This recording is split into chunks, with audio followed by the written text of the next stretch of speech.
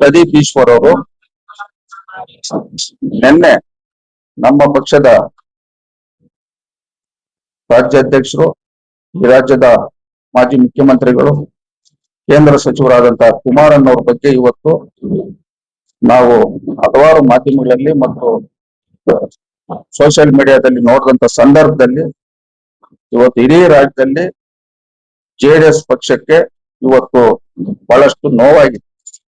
ಆ ಒಂದು ವಿಚಾರಕ್ಕೆ ಸಂಬಂಧಪಟ್ಟಂಗೆ ಇವತ್ತು ನಾನು ಶಿಡ್ಲಘಟ್ಟ ವಿಧಾನಸಭಾ ಕ್ಷೇತ್ರದಲ್ಲಿ ಶಾಸಕನಾಗಿ 37 ತಿಂಗಳು ಅವಧಿ ಮುಗಿದ ಮೇಲೆ ಮೊದಲನೇದಾಗಿ ಇವತ್ತು ನಾನು ಜಿಲ್ಲಾ ಮಟ್ಟದ ಇವತ್ತು ಮಾಧ್ಯಮಗಳ ಮುಖೇನ ಇವತ್ತು ಈ ಒಂದು ಮಾಧ್ಯಮ ಸುದ್ದಿಗೋಷ್ಠಿಯನ್ನ ನಾವು ಕರೆದಿದ್ವಿ.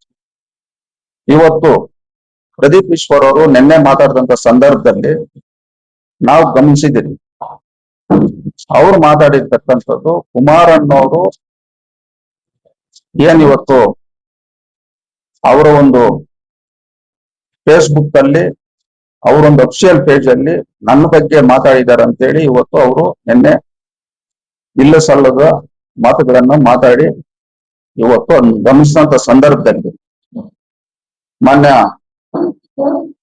ಶಾಸಕರು ಕುಮಾರಣ್ಣವರು ಪೇಜ್ ಏನಿವತ್ತು ಅವರ ಒಂದು ಫೇಸ್ಬುಕ್ ಪೇಜ್ ಅಲ್ಲಿ ಅಫಿಷಿಯಲ್ ಪೇಜ್ ಅಲ್ಲಿ ಏನಾದ್ರು ಅವ್ರು ಮಾತಾಡಿದ್ರೆ ನಾವು ಜೆಡಿಎಸ್ ಪಕ್ಷದ ಪರವಾಗಿ ಕುಮಾರಣ್ಣ ಪರವಾಗಿ ಶಾಸಕರಿಗೆ ನಾನು ಈ ಸಂದರ್ಭದಲ್ಲಿ ನಾನು ಕ್ಷಮಾಪಣೆ ಕೇಳಕ್ ನಾನು ಬಯಸ್ತೇನೆ.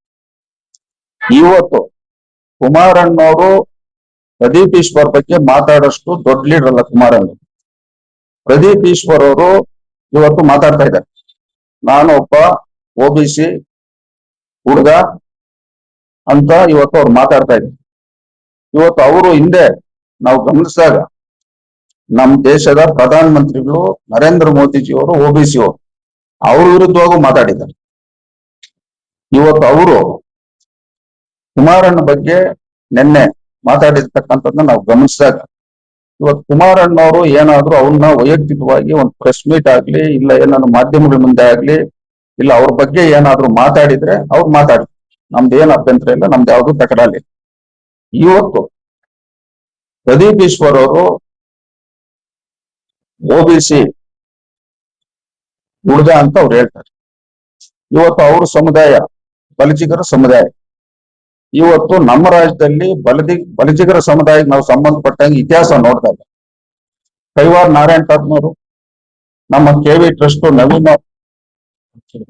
ಅವರ ತಾತ ವೆಂಕಟಯ್ಯಪ್ಪನವರು, ಇವತ್ತು ನಮ್ಮ ಬೆಂಗಳೂರಿನಲ್ಲಿ ಸಂಸದರಾಗಿರ್ತಕ್ಕಂಥ PC ಮೋಹನ್ ಅವರು, ಎಲ್ಕಿನ ಮಿಗಿಲಾಗಿ MS ರಾಮಯ್ಯ ಕುಟುಂಬದವರು, ಆ ಸಮುದಾಯದವ್ರು ಯಾರೂ ಮಾತಾಡೋರು.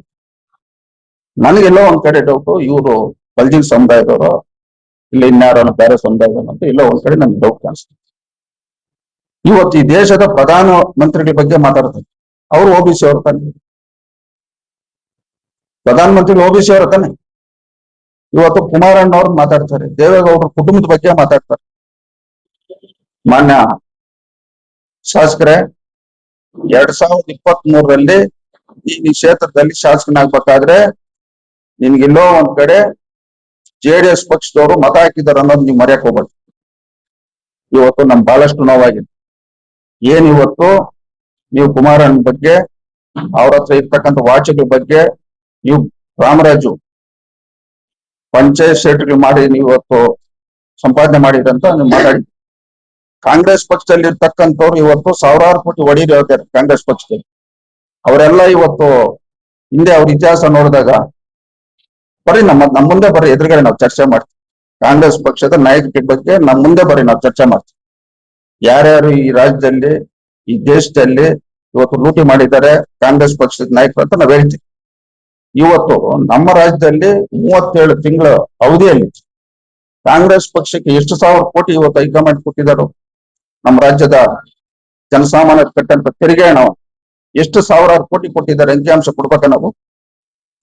ನೀವು ಈ ಕ್ಷೇತ್ರದಲ್ಲಿ ಶಾಸಕರಾದ್ಮೇಲೆ ಯಾವ್ಯಾವ ಕಚೇರಿಗಳಲ್ಲಿ ಇವತ್ತು ಯಾವ್ಯಾವ ರೀತಿ ಭ್ರಷ್ಟಾಚಾರ ನಡೀತಾ ಇದೆ, ಯಾವ್ಯಾವ ರೀತಿ ನೀವು ವಸೂಲಿ ಮಾಡ್ತಾ ಇದ್ದೀರಂತ ನಿಮ್ಮ ಪಕ್ಷದಲ್ಲಿರ್ತಕ್ಕಂಥವ್ರೆ ಸುದ್ದಿಗೋಷ್ಠಿ ಮಾಡಿ ಮಾತಾಡಿದ್ದಾರೆ. ಇವತ್ತು ಚಿಕ್ಕಬಳ್ಳಾಪುರ ವಿಧಾನಸಭಾ ಕ್ಷೇತ್ರದಲ್ಲಿ ಸುಮಾರು 51 ಕ್ರೆಷರ್ಗಳವೆ, 50 ಗ್ರಾನೈಟ್ ಗಣಿಗಾರಿಕೆ ನಡೀತಾ ಇದೆ. ಇದರಲ್ಲಿ ನೀವು ಎಷ್ಟು ವಸೂಲಿ ಮಾಡಿಸ್ತಾ ಇದ್ದೀರಾ ಅಂತ ನಿಮ್ಮ ಪಕ್ಷದವ್ರು ಹೇಳ್ತಾ ಇದ್ದಾರೆ. ನೀವು ಯಾವ ರೀತಿ ಆಡಳಿತ ಮಾಡ್ತಾ ಇದ್ದೀರಾ.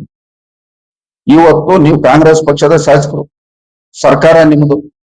ಇವತ್ತು ನಮ್ಮ ಚಿಕ್ಕಬಳ್ಳಾಪುರ ಜಿಲ್ಲೆ, ಕೋಲಾರ ಜಿಲ್ಲೆ, ಬೆಂಗಳೂರು ಗ್ರಾಮಾಂತರ ಜಿಲ್ಲೆ ಒಂದು ದೊಡ್ಡ ದುರಂತ.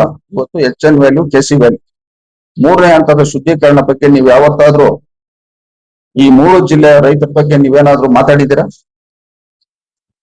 ಈಗ ನೀವು ಮಾತಾಡ್ಬೇಕಾದ್ರೆ ಮೊದಲು ನೀವು ಸರಿಯಾಗಿದ್ದು ನೀವು ಕಷ್ಟರಹಿತ ಆಡಳಿತ ಮಾಡಿದಾಗ ನೀವು ಮಾತಾಡ್ಬೇಕು. ಇವತ್ತು ಮಾನ್ಯ ಮಾಜಿ ಮುಖ್ಯಮಂತ್ರಿ ಸಿದ್ದರಾಮಯ್ಯ ಒಂದು ವಿಶೇಷ ಅನುದಾನ 25 ಕೋಟಿ ಕೊಟ್ಟು, 2ನೇ ಬಾರಿ 50 ಕೋಟಿ ಕೊಟ್ಟು, 75 ಕೋಟಿ ನೀವು ಎಷ್ಟು ಪರ್ಸೆಂಟೇಜ್ ತಗೊಂಡ್ರಿ? ಕೊಟ್ಟಿರೋರು ಬಂದು ಹೇಳಿದ್ದಾರೆ, ನಿಮ್ ಪಕ್ಷದವ್ರು ಹೇಳ್ತಾ ಇದ್ದಾರೆ. ಇವತ್ತು ನೀನು ಶಾಸನ ಮುಂಚೆ ನಿನ್ನ ಆಸ್ತಿ ಏನು, ಇವತ್ತು ನಿನ್ನ ಆಸ್ತಿ ಏನು? ಇವತ್ತು JDS ಪಕ್ಷದವ್ರ ಬಗ್ಗೆ ನೀವು ಮಾತಾಡ್ಬೇಕಾದ್ರೆ ಎಲ್ಲೋ ಒಂದ್ ಕಡೆ JDS ಪಕ್ಷದವರು ನಿಮ್ ಸಹಾಯ ಮಾಡಿದಾರ ಅಂತ ನಾವು ಸ್ವಲ್ಪ ಗಮನದಲ್ಲಿ ಇಟ್ಕೊಂಡು, ಇವತ್ತು ನೀವು ಕುಮಾರಣ್ಣವ್ರ ವಿರುದ್ಧವಾಗಿ ಮಾತಾಡ್ಬಿಟ್ರೆ ಈ ರಾಜ್ಯದ ಮುಖ್ಯಮಂತ್ರಿಗಳು DK ಶಿವಕುಮಾರ್ ನಿಮ್ಮ ಮಂತ್ರಿ ಮಾತಾಡ್ತಾ ಇದ್ದೀರಾ? ಇಲ್ಲ ನಿಮ್ಗೆ ಏನಾದ್ರು ಕಾಂಪಿಟೇಷನ್ ಇಟ್ಟಿದಾರ? ಕುಮಾರಸ್ವಾಮಿ ಬಗ್ಗೆ JDS ಬಗ್ಗೆ ಯಾರು ಮಾತಾಡ್ತಾರೋ ಅವ್ರು ಮಂತ್ರಿ ಮಾಡ್ತಾರೆ ಅಂತ ಏನಾದ್ರು ನಿಮ್ ಕಾಂಗ್ರೆಸ್ ಪಕ್ಷದಲ್ಲಿ ಏನಾದ್ರು ಟಾರ್ಗೆಟ್ ಕೊಟ್ಟಿದ್ದಾರೆ ನಿಮ್ಗೆ? ಏನ್ ಕುಮಾರಸ್ವಾಮಿ ಅವ್ರ ಬಗ್ಗೆ ಮಾತಾಡಕ್ಕೆ ನಿಮ್ಗೆ ಅರ್ಹತೆ ಏನೇ? ಈ ಕ್ಷೇತ್ರದಲ್ಲಿ ನೀನ್ ಚುನಾವಣೆ ಗೆದ್ದಾಗ ನಿನ್ಗೆ ಎಷ್ಟು ಮತ ಬಿತ್ತು? 2024 ಲೋಕಸಭಾ ಚುನಾವಣೆಯಲ್ಲಿ ಕಾಂಗ್ರೆಸ್ ಪಾರ್ಟಿಗೆ ಎಷ್ಟು ಮತ ಬಿತ್ತು? ಲೋಕಲ್ ಬಾಡಿಗಳಲ್ಲಿ ಯಾವ್ಯಾವ ನಿನ್ ಕಾಂಗ್ರೆಸ್ ಪಾರ್ಟಿ ಅಭ್ಯರ್ಥಿಗಳು ಗೆಲ್ಸಿದ್ಯಾ? ನಿನ್ ಕೊಡುಗೆ ಏನು ಕಾಂಗ್ರೆಸ್ ಪಾರ್ಟಿ? ನಿನ್ ಕೊಡುಗೆ ಏನು ಚಿಕ್ಕಬಳ್ಳಾಪುರ ವಿಧಾನಸಭಾ ಕ್ಷೇತ್ರದಲ್ಲಿ? ನಿನ್ ಕೊಡುಗೆ ಏನು ಕಾಂಗ್ರೆಸ್ ಪಾರ್ಟಿ? ಇವತ್ತು ದೇವೇಗೌಡ ಕುಟುಂಬದ ಬಗ್ಗೆ, ಕುಮಾರಣ್ಣವ್ರ ಬಗ್ಗೆ ಮಾತಾಡೋದು ಇಲ್ಲಿಗೆ ನಿಲ್ಸ್ಬೇಕು. ನೀವು ಮುಂದೆ ಏನಾದ್ರು ಇದೇ ರೀತಿ ನೀವು ಮಾತಾಡಿದ್ರೆ ಮುಂದೆ ಬರ್ತಕ್ಕಂಥ 28 ವಿಧಾನಸಭಾ ಚುನಾವಣೆಯಲ್ಲಿ ನಾವು ಚಿಕ್ಕಬಳ್ಳಾಪುರದಿಂದ NDA ಅಭ್ಯರ್ಥಿಯನ್ನ ಇಲ್ಲಿ ಕಣಕ್ಕಿಳಿಸಿ ನಿಮ್ ವಿರುದ್ಧವಾಗಿ ನಾವೇನಾದ್ರೂ ಕೆಲ್ಸಿಲ್ಲ ಅಂದ್ರೆ ನಾನು ರಾಜಕಾರಣ ಬಿಟ್ಟು ಮನೆ ಬಾಗಿಲಲ್ಲಿ ಬಂದು ನಿನ್ ಸಲ್ಯೂಟ್ ಹಾಕೊಂಡು ನಾನು ವಾಚ್ಮನ್ ಕೆಲಸ ಮಾಡ್ತೀನಿ. ಇಲ್ಲ ನೀನ್ ಸೋತ್ರೆ ನಮ್ ಕುಮಾರಣ್ಣ ಮನೆ ಮುಂದೆ ಬಂದು ನಿಂತ್ಕೊಂಡು ನೀನ್ ವಾಚ್ಮನ್ ಕೆಲಸ ಮಾಡ್ಬೋದು. ಈ ಸವಾಲು ಸ್ವೀಕಾರ ಮಾಡ್ತೀನಿ. 28ರಲ್ಲಿ ನೀವೇನಾದ್ರೂ ಗೆದ್ರೆ ಚಿಕ್ಕಬಳ್ಳಾಪುರ ವಿಧಾನಸಭಾ ಕ್ಷೇತ್ರದಲ್ಲಿ ನಾನು ಬಂದು ನಿನ್ ಮನೆ ಬಾಗಿಲಲ್ಲಿ ನಿನ್ ಓಟೋ ಬತ್ತ ನಿನ್ ಸಲ್ಯೂಟ್ ಮಾಡ್ಕೊಂಡು ನಿಮ್ ಮನೆ ಬಾಗಿಲಲ್ಲಿ ವಾಚ್ಮನ್ ಆಗಿ ಕೆಲಸ ಮಾಡ್ತೀನಿ. ಇಲ್ಲ ನೀನ್ ಸೋತ್ರೆ ನಮ್ ಕುಮಾರಣ್ಣ ಮನೆ ಮುಂದೆ ಬಂದು ನಿಂತ್ಕೊಂಡು ನೀನ್ ವಾಚ್ಮನ್ ಕೆಲಸ ಮಾಡಿ ಸಲ್ಯೂಟ್ ಹಾಕ್ಬೇಕು. ಈ ಒಂದು ನಮ್ಮ ಒಂದು ಸವಾಲು ಸ್ವೀಕಾರ ಮಾಡಿದ್ರೆ ನಾನು ಒಪ್ಕೊಂತೀನಿ. ನಿನ್ನ PCM ಹುಡುಗ ಮತ್ತು ಏನಿವತ್ತು ತಾವು ಮಾತಾಡಿದ್ದೀನಿ ನಮ್ಮ ಕುಮಾರಣ್ಣವರು ವಾಚಕರ ಬಗ್ಗೆ, ಅವರ ಆಸ್ತಿಗಳ ಬಗ್ಗೆ. ಇವತ್ತು ನಿಮ್ ಪಕ್ಷದಲ್ಲಿ ಇವತ್ತು ಎಂತೆಂತ ನಾಯಕರುಗಳಿದ್ದಾರೆ, ಹಿಂದೆ ಅವ್ರ ಇತಿಹಾಸ ಏನು, ಈಗ ಹೆಂಗಿದಾರ ಅವರು? ನಮಗೂ ಮಾತಾಡಕ್ ಬರ್ತತಾನೆ. ನಿನ್ನ ಶಾಸಕನ್ ಮಾಡಬೇಕಾದ್ರೆ ಒಬ್ಬ ಜನಪ್ರತಿನಿಧಿಯಾಗಿ ನೀನ್ ವಿದ್ಯಾವಂತ, ನೀನ್ ಹೈಯರ್ ಎಜುಕೇಶನ್ ಮಾಡ, ನಾನು ಅವಿದ್ಯಾವಂತ, 7ನೇ ತರಗತಿ ಓದಿಲ್ಲ. ಜನ ನಮ್ಗೆ ಏನ್ ವೋಟ್ ಹಾಕ್ತಾರೆ? ಏನ್ ವಿಧಾನಸೌಧ ಕಳಿಸ್ತಾರೆ? ನಮ್ಮನ್ನ ಕ್ಷೇತ್ರದಲ್ಲಿ ಅಭಿವೃದ್ಧಿ ಮಾಡ್ತಕ್ಕಂಥದ್ದು, ಜನಸಾಮಾನ್ಯರಿಗೆ ಬರ್ತಕ್ಕಂಥ ತೊಂದರೆಗಳ ನಿವಾರಣೆ ಮಾಡ್ತಕ್ಕಂಥದ್ದು, ಕ್ಷೇತ್ರದಲ್ಲಿ ಜನಸಾಮಾನ್ಯ ನೆಮ್ಮದಿಯಾಗಿ ಮೂಲಭೂತ ಸೌಕರ್ಯ ಕೊಡ್ತಕ್ಕಂಥದ್ದು, ಇದು ಒಬ್ಬ ಜನಪ್ರತಿನಿಧಿ ಕೆಲಸ. ನೀನೇನ್ ಮಾಡ್ತಾ ಇದೀಯ? ಚಿಕ್ಕಬಳ್ಳಾಪುರ ನಿನ್ ಕೊಡುಗೆ ಏನು? ಬಾಯ್ಗೆ ಬಂದಂಗೆ ನೀನು ಸಿನಿಮಾ ಡೈಲಾಗ್ ಹಾಕೊಂಡು ಕುಮಾರಣ್ಣವ್ರ ಬಗ್ಗೆ, JDS ಬಗ್ಗೆ ನೀನ್ ಎದುರುವಾಗಿ ಮಾತಾಡಂತದ್ದು ನಿಲ್ಸ್ಬೇಕು.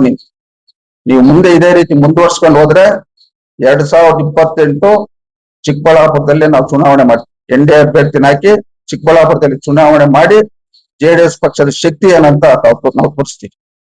ತಾವು ಒಂದು ಅರ್ಥ ಮಾಡ್ಕೊಳ್ಳಿ. 2024 ಚಿಕ್ಕಬಳ್ಳಾಪುರದಲ್ಲಿ ಸಭೆ ನಡೀತು. ದೇವೇಗೌಡರು ಈ ದೇಶದ ಪ್ರಧಾನಮಂತ್ರಿ ನರೇಂದ್ರ ಮೋದಿ ಅವರು ಒಂದು ಸಭೆ ಮಾಡಿದ್ರು. ಆ ಒಂದು ಸಭೆ ಭಾಷಣ ಇವತ್ತು ನಮ್ ಕೋಲಾರ ಲೋಕಸಭಾ ಕ್ಷೇತ್ರ, ಚಿಕ್ಕಬಳ್ಳಾಪುರ ಲೋಕಸಭಾ ಕ್ಷೇತ್ರ, ಚಿತ್ರದುರ್ಗ ಲೋಕಸಭಾ ಕ್ಷೇತ್ರ, ತುಮಕೂರು ಲೋಕಸಭಾ ಕ್ಷೇತ್ರ, ಬೆಂಗಳೂರು ಗ್ರಾಮಾಂತರ ಲೋಕಸಭಾ ಕ್ಷೇತ್ರ ಇವೆಲ್ಲ ಗೆಲ್ಲಕ್ಕೆ ಯಾರೇಂತ ಕಾರಣ? ಈ ದೇಶದ ಮಾಜಿ ಪ್ರಧಾನಮಂತ್ರಿ ದೇವೇಗೌಡರು, ಈ ದೇಶದ ಪ್ರಧಾನಮಂತ್ರಿಗಳಾದಂತಹ ನರೇಂದ್ರ ಮೋದಿಜಿ ಅವರ ಒಂದು ಎನ್ಡಿ ಇವತ್ತು ಒಗ್ಗಟ್ಟಾಗಿ ಕೆಲಸ ಮಾಡಿರೋದ್ರಿಂದ ಇವತ್ತು ಈ ಭಾಗದಲ್ಲಿ ಎಲ್ಲ ಸಂಸದರು ಗೆದ್ದಿದೆ. ನಿಮ್ಗೆ ಶಕ್ತಿ ಇದ್ದಿದ್ರೆ ಯಾಕೆ ನಿಮ್ಮ ಅಭ್ಯರ್ಥಿನ ಗೆಲ್ಸ್ಕೊಂಡಿಲ್ಲ? ನಿನ್ ಕೊಡುಗೆ ಏನು? ಕಾಂಗ್ರೆಸ್ ಪಕ್ಷಕ್ಕೆ ನಿನ್ ಕೊಡುಗೆ ಏನು? ನಾವು ಜೀವನದಲ್ಲಿ ನಾವು ಯಾರ ವಿರುದ್ಧವಾಗಿ ನಾನು ಮಾತಾಡೋಣ. ನಮ್ಮ ಪಕ್ಷದ ಬಗ್ಗೆ, ದೇವೇಗೌಡ ಕುಟುಂಬದ ಬಗ್ಗೆ ಯಾರಾದ್ರೂ ಮಾತಾಡಿದ್ರೆ ಅದನ್ನ ನಾವು ಸಹಿಸಲ್ಲ. ಇದು ನೀವು ಅರ್ಥ ಮಾಡಿದ್ರಿ. ನಾವು ರಾಜಕಾರಣದಲ್ಲಿ ನಾವು ಅಧಿಕಾರಕ್ಕೆ ಆಸೆಪಟ್ಟು ಬಂದಿಲ್ಲ, ರಾಜಕಾರಣದಲ್ಲಿ ದುಡ್ಡು ಮಾಡ್ಬೇಕಂತ ಆಸೆಪಟ್ಟು ಬಂದಿಲ್ಲ. ಇವತ್ತು ನೀವು ಸಿನಿಮಾ ಡೈಲಾಗ್ ಹೊಡ್ಕೊಂಡು ಇವತ್ತು ನೀವು MLA ಆದ್ಮೇಲೆ ಎಷ್ಟು ಕೋಟಿ ಸಂಪಾದನೆ ಮಾಡಿದ್ರಿ? ಎಲ್ಲ ಅಂಕಿಅಂಶ ನಿಮ್ಮ ಪಕ್ಷದವರೇ, ನಿಮ್ಮ ಸ್ವಪಕ್ಷದವರೇ ಹೇಳ್ತಾ ಇದ್ದಾರೆ. ಎಲ್ಲೆಲ್ಲಿ ಏನೇನ್ ನಡೀತಾ ಇದೆ, ಚಿಕ್ಕಬಳ್ಳಾಪುರದಲ್ಲಿ ಶಾಸಕರು ಏನೇನ್ ಮಾಡ್ತಾ ಇದ್ದಾರೆ. ನಿಮ್ ಮೇಲೆ ಯಾವುದು ನಮ್ಗೆ ದ್ವೇಷ ಇಲ್ಲ. ನೀವು ಕುಮಾರಣ್ಣ ಮೇಲೆ ಇಲ್ಲಿಸಲ್ಲದ ಆರೋಪ ಮಾಡಿರೋದ್ಗ ಇವತ್ತು ಇಡೀ ರಾಜ್ಯದ JDS ಪರವಾಗಿ ಇವತ್ತು ನಾನು ಚಿಕ್ಕಬಳ್ಳಾಪುರ ಜಿಲ್ಲೆ ಶಿಲ್ಘಟ್ಟ ವಿಧಾನಸಭಾ ಕ್ಷೇತ್ರದ JDS ಶಾಸಕನಾಗಿ ಇವತ್ತು ನಾನು ನಿಮ್ಗೆ ಈ ಒಂದು ಪತ್ರಿಕಾಗೋಷ್ಠಿಯನ್ನು ಕರೆದಿರ್ತಾರೆ. ನಿಮ್ ಮೇಲೆ ನಮ್ಗೆ ಯಾವುದೇ ವೈಯಕ್ತಿಕವಾಗಿ ದ್ವೇಷ ಇಲ್ಲ. ಇಲ್ಲ ನಿಮ್ ಬಗ್ಗೆ ನಾವ್ ಯಾವತ್ತಾದ್ರೂ ಮಾತಾಡಿದ್ರಿ? ಯಾರ ಬಗ್ಗೆನ ಮಾತಾಡಿದ್ರಿ ಇದುವರೆಗೂ? ಇವತ್ತು ನೀವು 23ರಲ್ಲಿ ಗೆಲ್ಬೇಕಾದ್ರೆ ನಿಮ್ ಮಕ ನೋಡಿ ಯಾರು ಓಟ್ ಹಾಕಿಲ್ಲ. ಪ್ರದೀಪ್ ಈಶ್ವರ್ ಮಕ ನೋಡಿ ಯಾರು ಓಟ್ ಹಾಕಿಲ್ಲ. ಕಾಂಗ್ರೆಸ್ ಪಕ್ಷದವರೆಲ್ಲ ಸಿಂಬಲ್ ನೋಡಿ ಓಟ್ ಹಾಕಿದ್ರು. ನಿಜ್ಞಾದವರೆಲ್ಲ ಯಾಕೆ ಓಟ್ ಹಾಕ್ಯಾರ ಅಂತ ನೀವು ಆತ್ಮಾಲೋಕನ ಮಾಡ್ಕೊಳ್ಳಿ. ನೀನು ಎಷ್ಟೋ ಜನ ಮಕ್ಕಳಿಗೆ ಇವತ್ತು ವಿದ್ಯಾಭ್ಯಾಸ ಕೊಡ್ತಾ ಇದೆಯಲ್ಲ, ಇವತ್ತೆಲ್ಲ ಅಂಕಿಅಂಶ ಹೇಳ್ತಾ ಇದೆಯಲ್ಲ,